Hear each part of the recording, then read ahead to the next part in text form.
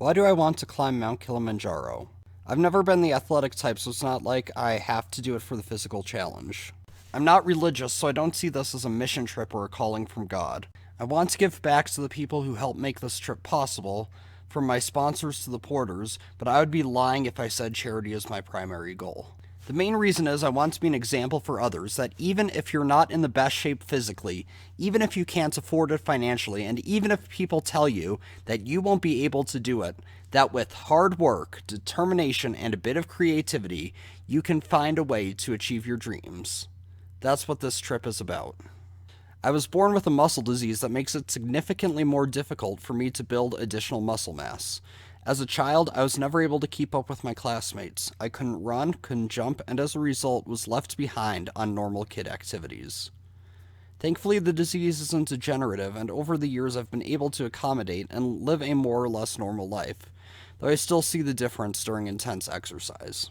With how hard intense exercise is for me, I've struggled my whole life with motivating myself through the pain to get enough exercise, and when it comes down to it, I've learned I will not maintain any exercise routine unless I enjoy it, and I've finally found that in hiking.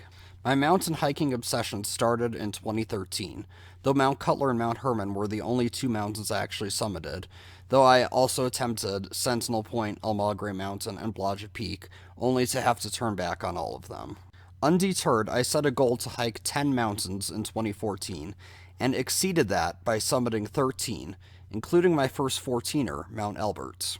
A few years ago, I did an outward bound excursion to Panama, and one of the leaders of that excursion was John Sink. In July 2014, he was visiting Colorado and wanted to hike a 14,000-foot mountain, and having seen my hiking posts, invited me to join. Up until this point, I had only successfully summited mountains under 11,000 feet with less than 2,000 feet of elevation gain, and here we were planning to hike a 14,440-foot mountain. It would be a 9-mile hike round trip with over 4,000 feet of elevation gain. I debated it for a while, but then remembered how during Outward Bound, John was able to get me to do a lot of things I didn't think I was able to do, by always pushing me one step out of my comfort zone, but never two. So I figured if anyone could get me to the top of the highest mountain in Colorado, it would be him. And we made it, which was awesome, but the part of the day I will always remember is the one piece of advice John gave me. At least once a year, climb a mountain you don't think you can climb.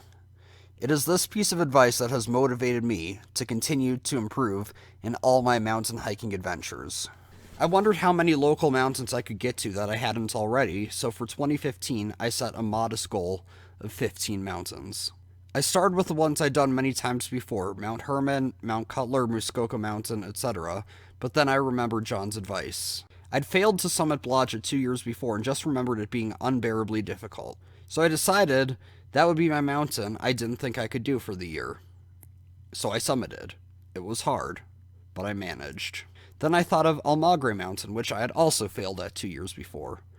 The route I had taken required four-wheel drive to reach, which I didn't have available, so I found another route without a well-marked trail and made it to the summit.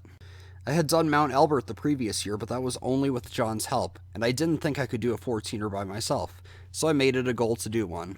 I chose Mount Sherman as it seemed relatively easy compared to the others, and I summited, though I got stuck in a blizzard on the way down and had to navigate an exposed ridge in high winds and low visibility.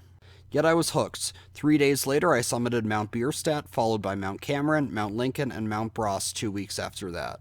I returned a week later to knock out Mount Democrat. 4 days after that, I hiked to the summit of Mount Evans. Going into September, I knocked out Quandary Peak and Pikes Peak. By the end of 2015, I had summited 23 mountains, 9 of which were over 14,000 feet in elevation. I was left satisfied with my achievements. I'd gone from the little boy who didn't know if he'd ever be able to run or jump to a young man who had climbed the highest mountains he could reach, both figuratively and literally. I had gone as high as I could go in Colorado, but I still wanted to go higher. I started researching. I looked at Mount Whitney in California, but decided it wouldn't be worth it to fly out there, deal with permits, and spend all that money just to get 65 feet higher than I was when I stood on top of Mount Elbert. So I kept looking and considered many mountains around the world before I remembered my 7th grade science teacher, Lynn Summers, talking about her ascent of Kilimanjaro. And I instantly knew that was the mountain I should climb next. The next mountain I don't think I can do. I needed John's help to get to the top of my first 14er, and now I need help from all of you to make it to the summit of Kilimanjaro. I've put a link in the description to my GoFundMe page. Since starting my fundraiser, I've raised close to $2,000, and I am grateful to all who have contributed, but I still have a long way to go. It is important for me to give back to those who help me, so I've included perks for various levels as a way of showing my thanks. There is also no way I could summit without the hard-working porters who carry up all the necessary supplies by hand. To help them, I will only hike with a company supported by the Kilimanjaro Porter Assistance Project, which makes sure porters are treated well. I will also bring extra gear to donate to them, and any funds raised beyond the cost of the trip will be donated to the Kilimanjaro Porter Assistance Project to give these porters better lives. So please consider donating, and if you can't afford to do so right now, I ask you to share this video with your friends and family so I can reach as many as possible. And together, we can make this excursion a reality. Thank you.